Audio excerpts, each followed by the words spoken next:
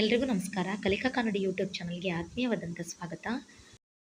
ಚಾನಲ್ನ ಸಬ್ಸ್ಕ್ರೈಬ್ ಮಾಡಿ, ಲೈಕ್ ಮಾಡಿ, ಶೇರ್ ಮಾಡಿ. ದಯವಿಟ್ಟು ನನ್ನನ್ನು ಪ್ರೋತ್ಸಾಹಿಸಿ, ಚಿಕ್ಕ ಪ್ರಯತ್ನವನ್ನು ಹರಸಿ ಆಶೀರ್ವದಿಸಿ. ಇವತ್ತು ನಾವು ಖಾಸಗಿ ವಲಯದಲ್ಲಿ ಮೀಸಲಾತಿ ಬೇಕು ಖಚಿತ ಕಾರ್ಯನೀತಿ ಎಂಬ ವಿಷಯದ ಕುರಿತಾಗಿ ಪ್ರಕಟವಾಗಿರುವಂತಹ ವರದಿಯನ್ನು ನಾವು ನೋಡ್ತಾ ಇದ್ದೀವಿ. ಕನ್ನಡಿಗರಿಗೆ ಉದ್ಯೋಗ ಸಿಕ್ಕೇ ಬಿಡ್ತು, ಖಾಸಗಿ ಕಂಪನಿಗಳಲ್ಲಿ ಮೀಸಲಾತಿ ಸಿಕ್ಕೇ ಬಿಡ್ತು, 70%, 80% ಅಂತ ಹೇಳಿ ಎಲ್ಲ ಸುದ್ದಿವಾಹಿನಿಗಳಲ್ಲೂ ಕೂಡ ಪ್ರಕಟ ಆಗ್ತಾ ಇತ್ತು. ಸೊ ಅದೇ ವಿಷಯವಾಗಿ ಇವತ್ತು ಒಂದು ವರದಿ ಕೂಡ ಪ್ರಕಟ ಆಗಿದೆ. ಖಾಸಗಿ ವಲಯದಲ್ಲಿ ಕನ್ನಡಿಗರಿಗೆ ಮೀಸಲಾತಿ ಕಲ್ಪಿಸುವ ಕಾಯ್ದೆ ಜಾರಿಗೆ ತರಲು ರಾಜ್ಯ ಸರ್ಕಾರ ಸಿದ್ಧತೆ ನಡೆಸಿದೆ. ಹೀಗಾಗಿ ಖಾಸಗಿ ವಲಯದಲ್ಲಿ ಮೀಸಲಾತಿ ನೀಡುವ ವಿಚಾರ ಮತ್ತೊಮ್ಮೆ ಮುನ್ನೆಲೆಗೆ ಬಂದಿದೆ. ಖಾಸಗಿ ಉದ್ಯಮಗಳಲ್ಲಿ ಸಮಾಜದ ಅಂಚಿನ ಜನರಿಗೆ ಸಾಮಾಜಿಕ ಮೀಸಲಾತಿ ಕಲ್ಪಿಸುವ ಕೇಂದ್ರ ಸರ್ಕಾರದ ಪ್ರಯತ್ನ ಫಲಪ್ರದ ಆಗಿಲ್ಲ. ಆಯಾ ರಾಜ್ಯಗಳಲ್ಲಿ ಸ್ಥಳೀಯರಿಗೆ ನಿಗದಿತ ಪ್ರಮಾಣದಲ್ಲಿ ಉದ್ಯೋಗಾವಕಾಶ ಸಿಗುವಂತೆ ಮಾಡಬೇಕು ಎನ್ನುವ ಕೆಲವು ರಾಜ್ಯಗಳ ಪ್ರಯತ್ನ ಇದುವರೆಗೂ ತಾರ್ಕಿಕ ಅಂತ್ಯ ಕಂಡೇ ಇಲ್ಲ. ಖಾಸಗಿ ವಲಯದಲ್ಲಿ ಮೀಸಲಾತಿ ಕಲ್ಪಿಸುವ ವಿಚಾರದಲ್ಲಿ ಕೇಂದ್ರ ಹಾಗೂ ರಾಜ್ಯ ಸರ್ಕಾರಗಳ ಮಟ್ಟದಲ್ಲಿ ಹಲವು ಪ್ರಯತ್ನಗಳು ನಡೆದಿವೆ. ಉದ್ಯೋಗಗಳಲ್ಲಿ ಸ್ಥಳೀಯರಿಗೆ ಮೀಸಲಾತಿ ಕಲ್ಪಿಸುವ ರಾಜ್ಯಗಳ ಪ್ರಯತ್ನಗಳು ಕೋರ್ಟ್ ಮೆಟ್ಟಿಲೇರಿದ್ದರೆ, ಎಸ್ಸಿ, ಎಸ್ಟಿ ಹಾಗೂ ಇತರ ಹಿಂದುಳಿದ ವರ್ಗಗಳಿಗೆ ಮೀಸಲಾತಿ ಕಲ್ಪಿಸುವ ಕೇಂದ್ರದ ಪ್ರಸ್ತಾವ ಹಳ್ಳ ಹಿಡಿದಿದೆ. ಕೇಂದ್ರ ಸರ್ಕಾರವು ಖಾಸಗಿ ವಲಯದಲ್ಲಿ ಸಾಮಾಜಿಕ ಹಿಂದುಳಿದಿರುವಿಕೆಯ ಆಧಾರದಲ್ಲಿ ಪರಿಶಿಷ್ಟ ಜಾತಿ, ಪರಿಶಿಷ್ಟ ಪಂಗಡಗಳು ಮತ್ತು ಇತರ ಹಿಂದುಳಿದ ಜಾತಿಗಳಿಗೆ ಮೀಸಲಾತಿ ಕಲ್ಪಿಸುವ ದಿಸೆಯಲ್ಲಿ ಕಾರ್ಯೋನ್ಮುಖವಾಗಿತ್ತು. ಸೊ ಇಲ್ಲಿ ಏನಪ್ಪ ಅಂತಂದರೆ, ಕೇಂದ್ರ ಸರ್ಕಾರದಲ್ಲೂ ಕೂಡ ಒಂದು ಆಲೋಚನೆ ಇತ್ತು. ಏನು ಅಂತಂದರೆ, ಸಾಮಾಜಿಕ ಹಿಂದುಳಿದಿರುವಿಕೆ ಆಧಾರದ ಮೇಲೆ ಎಸ್ಸಿ, ಎಸ್ಟಿ ಹಾಗೂ OBC ಅವರಿಗೆ ಉದ್ಯೋಗ ಮೀಸಲಾತಿಯನ್ನು ಕೊಡಬೇಕು ಅನ್ನುವಂಥ ಕಾರ್ಯವನ್ನು ಅವ್ರು ಕೈಗೊಂಡಿದ್ರು. ಆದರೆ ಅದು ಕೂಡ ಫಲಪ್ರದ ಆಗಿಲ್ಲ. ಅದ್ರ ಜೊತೆಗೆ ಈಗೇನು ಮಾಡಿದ್ದಾರೆ, ಎಲ್ಲ ರಾಜ್ಯ ಸರ್ಕಾರಗಳು ಕೂಡ ಅಥವಾ ಆಯಾ ರಾಜ್ಯಗಳು ತಮ್ಮ ಸ್ಥಳೀಯರಿಗೆ ಖಾಸಗಿ ವಲಯದಲ್ಲಿ ಉದ್ಯೋಗವನ್ನು ಮೀಸಲಿಡಬೇಕು ಅಂತ ಹೇಳಿ ಹಲವು ಕಾಯ್ದೆಗಳನ್ನು, ಮಸೂದೆಗಳನ್ನು ಜಾರಿಗೆ ತರ್ತಾ ಇದೆ. ಹಲವು ರಾಜ್ಯ ಸರ್ಕಾರಗಳು ಸ್ಥಳೀಯ ಅಭ್ಯರ್ಥಿಗಳಿಗೆ ಖಾಸಗಿ ಕಂಪನಿಗಳಲ್ಲಿ ಇಂತಿಷ್ಟು ಪ್ರಮಾಣದಲ್ಲಿ ಉದ್ಯೋಗ ನೀಡಬೇಕು ಎನ್ನುವ ನೀತಿ ರೂಪಿಸಿದವು. ಆದರೆ ಕೇಂದ್ರ ಸರ್ಕಾರವಾಗಲಿ ಹಾಗೂ ರಾಜ್ಯ ಸರ್ಕಾರವಾಗಲಿ ಈ ದಿಸೆಯಲ್ಲಿ ಇದುವರೆಗೂ ನಿರೀಕ್ಷಿತ ಯಶಸ್ಸು ಕಂಡಿಲ್ಲ. ಎಲ್ಲೂ ಖಚಿತವಾದ ಕಾರ್ಯಕ್ರಮ ಜಾರಿಯಾಗಿಲ್ಲ. ಖಾಸಗಿ ವಲಯದಲ್ಲಿ ಸಾಮಾಜಿಕ ನ್ಯಾಯದ ಭಾಗವಾಗಿ ಮೀಸಲಾತಿ ಕಲ್ಪಿಸುವ ಬಗ್ಗೆ ಸಮಾಲೋಚಿಸಲು UPA ಸರ್ಕಾರವು 2006ರಲ್ಲಿ ಸಮನ್ವಯ ಸಮಿತಿ ರಚಿಸಿತ್ತು. ಈ ಸಮನ್ವಯ ಸಮಿತಿಯಲ್ಲಿ ಸಿಬ್ಬಂದಿ ಮತ್ತು ತರಬೇತಿ ಇಲಾಖೆ, ಬುಡಕಟ್ಟು ವ್ಯವಹಾರಗಳ ಇಲಾಖೆ, ಉದ್ಯಮ ಮತ್ತು ಆಂತರಿಕ ವ್ಯಾಪಾರದ ಉತ್ತೇಜನ ಇಲಾಖೆಯ ಕಾರ್ಯದರ್ಶಿಗಳು ಸಮಿತಿಯ ಭಾಗವಾಗಿದ್ದರು. ಜೊತೆಗೆ ಭಾರತೀಯ ಕೈಗಾರಿಕೆಗಳ ಒಕ್ಕೂಟ ICC, ಇಂಡಿಯನ್ ಇಂಡಸ್ಟ್ರಿಯಲ್ ಕೌನ್ಸಿಲ್, ಭಾರತೀಯ ವಾಣಿಜ್ಯ ಹಾಗೂ ಕೈಗಾರಿಕಾ ಮಹಾಮಂಡಳಿ FICCI ಮತ್ತು ಭಾರತೀಯ ವಾಣಿಜ್ಯೋದ್ಯಮ ಮಹಾಸಂಘ ASSOCHAM ಹಾಗೂ ದಲಿತರ ಭಾರತೀಯ ವಾಣಿಜ್ಯ ಮತ್ತು ಕೈಗಾರಿಕಾ ಮಂಡಳಿ DICCI ಉದ್ಯಮ ಕ್ಷೇತ್ರವನ್ನು ಪ್ರತಿನಿಧಿಸಿ ಸಮಿತಿಯಲ್ಲಿ ಸ್ಥಾನ ಪಡೆದಿದ್ದವು. ಇದುವರೆಗೂ ಈ ಸಮಿತಿಯು 9 ಬಾರಿ ಸಭೆ ಸೇರಿ ಕೈಗೊಳ್ಳಬಹುದಾದ ಕ್ರಮಗಳ ಬಗ್ಗೆ ಚರ್ಚೆ ನಡೆಸಿದೆ. ಸಮಿತಿಯ ಮೊದಲ ಸಭೆಯಲ್ಲಿ ಪರಿಶಿಷ್ಟ ಜಾತಿ ಮತ್ತು ಪಂಗಡದವರಿಗೆ ಉದ್ದಿಮೆಗಳು ಸ್ವಯಂ ಪ್ರೇರಿತವಾಗಿ ಕೌಶಲ ತರಬೇತಿ ನೀಡಬೇಕು ಎಂದು ತೀರ್ಮಾನಿಸಲಾಯಿತು. ಅಂತಂದರೆ ಈ ಸಮಿತಿನಲ್ಲಿ ಒಂದು ತೀರ್ಮಾನಕ್ಕೆ ಬಂತಂದರು. ಏನಂತಂದರೆ, ಏನು ಆ ಕಂಪ್ನಿಗಳು ಪರಿಶಿಷ್ಟ ಜಾತಿ ಮತ್ತು ಪಂಗಡದವರಿಗೆ ಸ್ವಯಂ ಪ್ರೇರಿತವಾಗಿ ಫಸ್ಟ್ ಕೌಶಲ ತರಬೇತಿ, ಅವರಿಗೆ ಸ್ಕಿಲ್ ಡೆವಲಪ್ಮೆಂಟನ್ನು ಮಾಡಬೇಕು ಅನ್ನುವಂಥ ತೀರ್ಮಾನಕ್ಕೆ ಬಂದರು. ಈ ಬಗ್ಗೆ ಶಿಕ್ಷಣ, ಉದ್ಯೋಗ ಪಡೆಯುವ ಕೌಶಲ, ಉದ್ಯಮಶೀಲತೆಗಳನ್ನು ರೂಢಿಸುವುದು ಒಳಗೊಂಡಂತೆ ಉದ್ದಿಮೆಗಳಿಗೆ ಸ್ವಯಂ ಪ್ರೇರಿತ ನೀತಿ ಸಂಹಿತೆಯನ್ನು VCC ರೂಪಿಸಲಾಯಿತು. ಸಮಾಜದ ಎಲ್ಲ ಜನರನ್ನು ಒಳಗೊಳ್ಳುವ ಸಲುವಾಗಿ ಶಿಷ್ಯವೇತನ, ಕೋಚಿಂಗ್, ಉದ್ಯಮಶೀಲತಾ ತರಬೇತಿ, ವೃತ್ತಿಪರ ಕಾರ್ಯಕ್ರಮಗಳನ್ನು ನಡೆಸುವಂತೆ FICCI, ASSOCHAM ಮುಂತಾದ ಸಂಸ್ಥೆಗಳು ತಮ್ಮ ಸದಸ್ಯ ಕಂಪನಿಗಳಿಗೆ ಸೂಚಿಸಿದವು. ಆದರೆ ಅವುಗಳ ಪೈಕಿ ಯಾವುದೇ ಕಾರ್ಯರೂಪಕ್ಕೆ ಬಂತು ಮತ್ತು ಎಷ್ಟು ಜನ ಅವುಗಳ ಪ್ರಯೋಜನ ಪಡೆದರು ಎನ್ನುವ ಮಾಹಿತಿಯೇ ಲಭ್ಯವಿಲ್ಲ. ಸಮನ್ವಯ ಸಮಿತಿಯ ಕೊನೆಯ, ಅಂದರೆ 9ನೇ ಸಭೆಯಲ್ಲಿಯೂ ಮೀಸಲಾತಿ ನೀಡುವ ದಿಸೆಯಲ್ಲಿ ಒಂದು ಖಚಿತ ರೂಪರೇಷೆ ತಯಾರಿಸಲು ಸಾಧ್ಯವಾಗಲಿಲ್ಲ. ಉದ್ದಿಮೆಗಳು ಅಭ್ಯರ್ಥಿಗಳನ್ನು ತರಬೇತಿಗೆ ಆಯ್ಕೆ ಮಾಡಿಕೊಳ್ಳುವಾಗ ಕನಿಷ್ಠ 25% SC, STಗಳನ್ನು ಆಯ್ಕೆ ಮಾಡಿಕೊಳ್ಳುವಂತೆ ಈ ಸಭೆಯಲ್ಲಿ ಕೋರಲಾಯಿತು.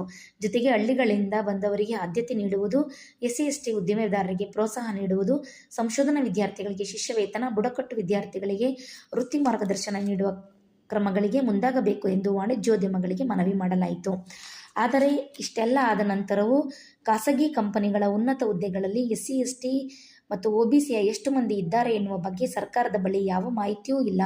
ಇದನ್ನು ಕೇಂದ್ರದ ಸಾಮಾಜಿಕ ನ್ಯಾಯ ಮತ್ತು ಸಬಲೀಕರಣ ಖಾತೆಯ ರಾಜ್ಯ ಸಚಿವರಾಗಿದ್ದ ನಾರಾಯಣಸ್ವಾಮಿ ಅವರೇ 2023 ಮಾರ್ಚ್ 22ರಂದು ರಾಜ್ಯಸಭೆಯಲ್ಲಿ ಹಂಚಿಕೊಂಡಿದ್ದಾರೆ.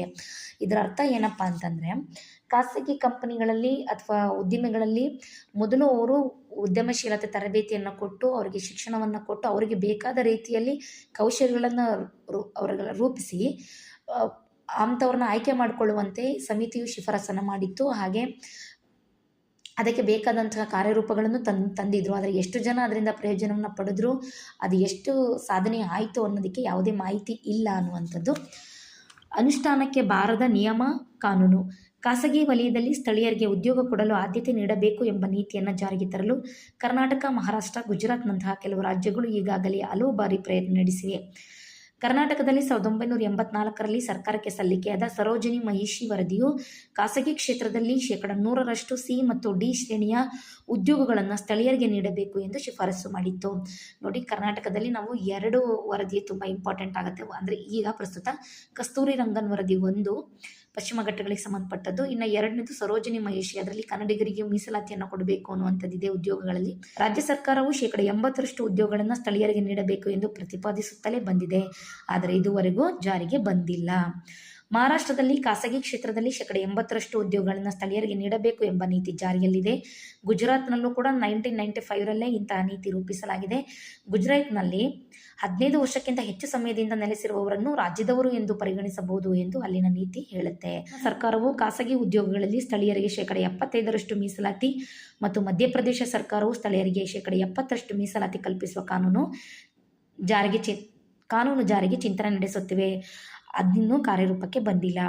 ಆದರೆ ಖಾಸಗಿ ವಲಯದಲ್ಲಿ ಸ್ಥಳೀಯರಿಗೆ ಮೀಸಲಾತಿ ನೀಡುವ ಸಂಬಂಧ ಆಂಧ್ರಪ್ರದೇಶ ಮತ್ತು ಹರಿಯಾಣ ರಾಜ್ಯಗಳು ಕಾನೂನು ರೂಪಿಸುವ ಪ್ರಯತ್ನ ನಡೆಸಿವೆ. ಜಾರ್ಖಂಡ್ನಲ್ಲೂ ಈ ಪ್ರಯತ್ನ ಮಸೂದೆ ಹಂತದಲ್ಲಿದೆ. 2019ರಲ್ಲಿ ಆಂಧ್ರಪ್ರದೇಶದ ಕೈಗಾರಿಕೆಗಳಲ್ಲಿ ಸ್ಥಳೀಯ ಅಭ್ಯರ್ಥಿಗಳಿಗೆ ಉದ್ಯೋಗ ಕಾಯ್ದೆ 2019 ಕಾಯ್ದೆ ರೂಪಿಸಿತ್ತು. ಕುರಿತ ಅರ್ಜಿಯ ವಿಚಾರಣೆ ಆಂಧ್ರ ಹೈಕೋರ್ಟ್ನಲ್ಲಿ ನಡೆಯುತ್ತಿದೆ. ಹೈಕೋರ್ಟ್ ಈ ಕಾಯ್ದೆ ಅಸಂವಿಧಾನಿಕವಾಗಿರಬಹುದು ಎಂಬ ಅಭಿಪ್ರಾಯವನ್ನು ವ್ಯಕ್ತಪಡಿಸಿದೆ. ಇದೇ ರೀತಿ ಹರಿಯಾಣ ಸರ್ಕಾರ ಹರಿಯಾಣ ರಾಜ್ಯ ಸ್ಥಳೀಯ ಅಭ್ಯರ್ಥಿಗಳ ಉದ್ಯೋಗ ಕಾಯ್ದೆ 2020 ಅನ್ನು ಜಾರಿಗೆ ಮಾಡಿತ್ತು. ರೂ. 30,000ಕ್ಕಿಂತ ಕಡಿಮೆ ವೇತನ ಇರುವ, ಆರಂಭದಲ್ಲಿ ಇದು 50,000 ಇತ್ತು, 30,000ಕ್ಕಿಂತ ಕಡಿಮೆ ಇರುವ ವೇತನ ಹುದ್ದೆಗಳಿಗೆ 75% ಸ್ಥಳೀಯ ಅಭ್ಯರ್ಥಿಗಳನ್ನೇ ಪರಿಗಣಿಸಬೇಕು ಎಂದಿತ್ತು. ಪಂಜಾಬ್ ಹರಿಯಾಣ ಹೈಕೋರ್ಟ್ ಈ ಕಾಯ್ದೆಯನ್ನು 2023 ನವೆಂಬರ್ 17ರಂದು ರದ್ದುಪಡಿಸಿತ್ತು. ಹರಿಯಾಣ ಸರ್ಕಾರ ಈ ತೀರ್ಪು ಪ್ರಶ್ನಿಸಿ ಸುಪ್ರೀಂ ಕೋರ್ಟ್ ಮೆಟ್ಟಲೇರಿದ್ದು ವಿಚಾರಣೆ ನಡೆಯುತ್ತಿದೆ. ಪಂಜಾಬ್ ಹರಿಯಾಣ ಹೈಕೋರ್ಟ್ ಹೇಳಿದ್ದಿಷ್ಟು: ಕಾಯ್ದೆ ಅಸಂವಿಧಾನಿಕ ಆಗಿದೆ. ಈ ಕಾಯ್ದೆಯು ಭಾರತ ಸಂವಿಧಾನದ 3ನೇ ಭಾಗವನ್ನು, ಅಂದರೆ ಮೂಲಭೂತ ಹಕ್ಕುಗಳನ್ನು ಪ್ರತಿಪಾದಿಸುವ 12ರಿಂದ 35ವರೆಗಿನ ಸಂವಿಧಾನದ ವಿಧಿಗಳು ಈ ಭಾಗದಲ್ಲಿವೆ. ಇದನ್ನು ಉಲ್ಲಂಘಿಸುತ್ತೆ. ಸ್ಪೆಷಲಿ ಪರ್ಟಿಕ್ಯುಲರ್ ಅಭ್ಯರ್ಥಿಗಳು ನಿರ್ದಿಷ್ಟ ರಾಜ್ಯಕ್ಕೆ ಸೇರಿಲ್ಲ ಎಂಬ ಕಾರಣದಿಂದ ರಾಜ್ಯವೊಂದು ಜನರ ನಡುವೆ ತಾರತಮ್ಯ ಮಾಡಲು ಸಾಧ್ಯವಿಲ್ಲ. ಸಂವಿಧಾನದ 16ನೇ ವಿಧಿಯು ಸಾರ್ವಜನಿಕ ಉದ್ಯೋಗ ವಿಚಾರದಲ್ಲಿ ಎಲ್ಲರಿಗೂ ಸಮಾನ ಅವಕಾಶ ಕಲ್ಪಿಸುತ್ತದೆ. ಈ ನಿಯಮವನ್ನು ಈ ಒಂದು ಕಾಯ್ದೆಗಳು ಉಲ್ಲಂಘಿಸ್ತವೆ. ಹಾಗಾಗಿ ಇದು ಅಸಂವಿಧಾನಿಕ ಅಂತ ಹೇಳಿ ಕೋರ್ಟ್ ಹೇಳಿದೆ. ಸೊ ಇದು ಈ ಒಂದು ವರ್ಷದಲ್ಲ, ಇದು ದಶಕಗಳ ಹಿಂದಿನ ಬೇಡಿಕೆ. ಬಹುರಾಷ್ಟ್ರೀಯ ಕಂಪನಿಗಳ ಉದ್ಯೋಗ ಮಾರುಕಟ್ಟೆಯು ಈ ದೇಶದ ದಲಿತರು, SC ST OBC ಮತ್ತು ಮಹಿಳೆಯರನ್ನು ದೊಡ್ಡ ಮಟ್ಟದಲ್ಲಿ ಒಳಗೊಂಡಿಲ್ಲ. ಹೀಗಾಗಿ ಈ ಸಮುದಾಯಗಳಲ್ಲಿ ನಿರುದ್ಯೋಗ ಹೆಚ್ಚಾಗಿದೆ. ಖಾಸಗಿ ಕಂಪನಿಗಳು ಈ ದೇಶದ ನೆಲ, ಜಲದಂತಹ ಸಂಪನ್ಮೂಲ ಬಳಕೆಗಳ ಜೊತೆಗೆ ಸರ್ಕಾರದಿಂದಲೂ ಹಲವು ಸವಲತ್ತು ಪಡೆಯುತ್ತವೆ. ಹೀಗಾಗಿ ಸಾಮಾಜಿಕ ಅಸಮಾನತೆ ಮತ್ತು ಆರ್ಥಿಕ ಅಸಮಾನತೆ ಹೋಗಲಾಡಿಸಲು ಖಾಸಗಿ ವಲಯದಲ್ಲಿಯೂ ಮೀಸಲಾತಿ ನೀಡಬೇಕು ಎನ್ನುವ ಒತ್ತಾಯ ಹಿಂದಿನಿಂದಲೂ ಕೇಳಿಬರುತ್ತಿವೆ. ಆದರೆ ಖಾಸಗಿ ವಲಯದಲ್ಲಿ ಮೀಸಲಾತಿ ನೀಡುವ ಯಾವುದೇ ಕ್ರಮವು ದೇಶದಲ್ಲಿನ ಬಂಡವಾಳ ಹೂಡಿಕೆ ಮೇಲೆ ವ್ಯತಿರಿಕ್ತ ಪರಿಣಾಮ ಬೀರುತ್ತದೆ ಎಂದು ಅಸೋಚಾಮ್ನಂತಹ ಉದ್ಯಮ ಸಂಸ್ಥೆಗಳು ಮೊದಲಿನಿಂದಲೂ ಪ್ರತಿಪಾದಿಸುತ್ತವೆ. ಸೊ ಇಲ್ಲಿ ಇದು ಡಿಲೇಮಾ. ಇದು ಒಂದು ಕಡೆ ಮೀಸಲಾತಿ ಕೊಡಿ ಅಂತ ಹೇಳಿ ಕೆಲವೊಬ್ಬರು ಹೇಳಿದ್ರೆ, ಇನ್ನೊಂದ್ಸತಿ ಮೀಸಲಾತಿ ಕೊಟ್ಟರೆ ದೇಶದ ಹೂಡಿಕೆ, ವಿದೇಶಿ ಹೂಡಿಕೆಯಲ್ಲಿ ವ್ಯತಿರಿಕ್ತ ಪರಿಣಾಮ ಉಂಟಾಗ್ಬೋದು ಅಂತ ಹೇಳಿ ಅಸೋಚಾಮ್ನಂತಹ ಕೆಲವೊಂದು ಸಂಸ್ಥೆಗಳು, ಉದ್ಯಮ ಸಂಸ್ಥೆಗಳು ವ್ಯತಿರಿಕ್ತ ಒಂದು ಅಭಿಪ್ರಾಯವನ್ನು ವ್ಯಕ್ತಪಡಿಸ್ತವೆ. ಕ್ಷೀಣಿಸುತ್ತಿರುವ ಅವಕಾಶಗಳು. ಆರ್ಥಿಕ ಉದಾರೀಕರಣ ನೀತಿ ಅಳವಡಿಸಿಕೊಂಡ ನಂತರ ಅನೇಕ ಬಹುರಾಷ್ಟ್ರೀಯ ಕಂಪನಿಗಳು ಭಾರತ ಪ್ರವೇಶಿಸಿದವು. ವಿದೇಶಿ ನೇರ ಬಂಡವಾಳ ಹೂಡಿಕೆಗೆ ಅವಕಾಶ ನೀಡಲಾಯಿತು. ಅವುಗಳ ಜೊತೆಯಲ್ಲೇ ಸಾರ್ವಜನಿಕ ವಲಯದ ಅನೇಕ ಉದ್ದಿಮೆಗಳನ್ನು ಭಾಗಶಃ ಇಲ್ಲವೇ ಸಂಪೂರ್ಣವಾಗಿ ಖಾಸಗೀಕರಣ ಮಾಡಲಾಯಿತು. ಇವುಗಳಿಂದ ಸರ್ಕಾರಿ ಕೆಲಸಗಳು ಕಡಿಮೆಯಾಗಿ ಖಾಸಗಿ ವಲಯದಲ್ಲಿ ಅಪಾರ ಪ್ರಮಾಣದ ಉದ್ಯೋಗಾವಕಾಶಗಳು ಸೃಷ್ಟಿಯಾದವು. ಇವಾಗ ಎಲ್ಲ ಕೂಡ ಪ್ರೈವೇಟೈಸೇಷನ್ ಆಗ್ತಿರೋದ್ರಿಂದ ಸರ್ಕಾರಿ ಕೆಲಸಗಳಿಗಿಂತ ಹೆಚ್ಚಾಗಿ ಅವಕಾಶಗಳು ನಮಗೆ ಖಾಸಗಿ ವಲಯದಲ್ಲಿ ಲಭ್ಯವಾಗ್ತವೆ.